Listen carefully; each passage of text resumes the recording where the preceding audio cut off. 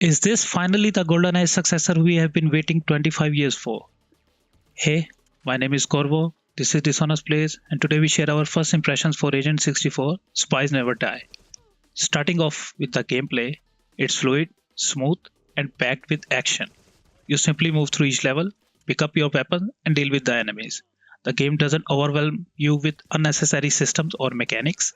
Instead, it focuses on what really matters: shooting, exploring, and surviving. And one of the things that really stood out to me is the sound design.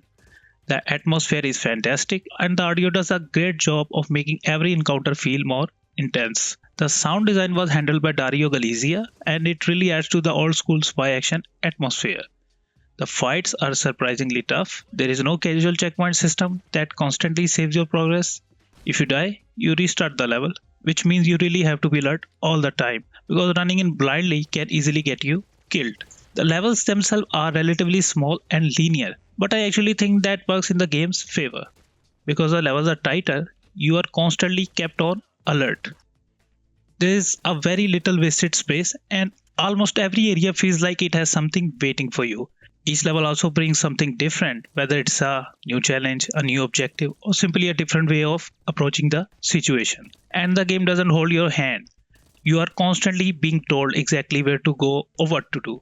You have to pay attention, explore the environment, and figure out the objectives yourself. There is still a certain amount of freedom in how you approach some situations, which makes exploration feel more rewarding. But honestly, this approach makes the game feel so nostalgic. This is very much a game built around that old school FPS philosophy.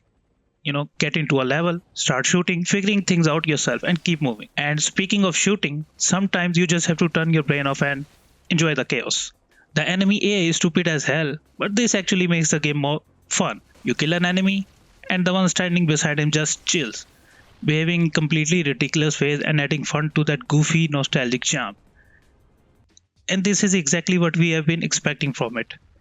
It's not trying to be hyper realistic modern shooter, it's trying to recreate the feeling of those classic games where we could run into a room, start blasting enemies, and just enjoy the absolute madness happening on the screen. Then there are also contracts, which basically offer some additional objectives to earn ciphers. The arcade survivor mode was especially fun and engaging. Basically, the idea is to survive for as long as you can while taking down as enemies as possible. There is a timer constantly counting down, and the challenge is to see just how far you can push yourself. It was a nice little addition for anyone who wants something beyond the main campaign.